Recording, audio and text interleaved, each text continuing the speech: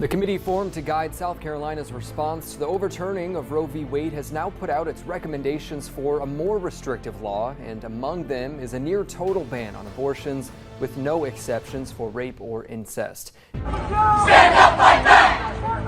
Stand up, fight back! Stand up, fight back! There is no shortage of medical conditions for which pregnancy is dangerous. Think about all of the situations. We are not doctors up here. We are politicians. More women die in South Carolina during pregnancy and childbirth than in 42 other states. Forcing them to continue pregnancies against their will can only result in more deaths for pregnant women. You know what this committee is saying? Too bad. Someone takes advantage of someone who is physically and mentally impaired, who has the body organs to conceive a child. This committee says, too bad.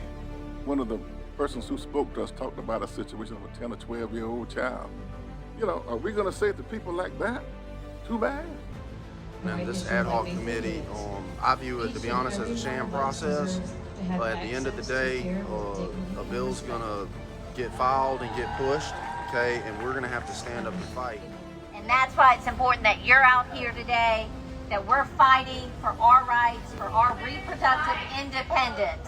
Government has no business whatsoever in our decision that is made between a doctor and her patient. Please stay strong and keep up the fight, and I can't tell you how important it is to vote in November. 10 people who aren't registered to vote, you're going to take them to get registered. And then come November, you're going to find 20 people who weren't planning to vote, and you're going to take them to the polls. If each of you do that, we can make a difference.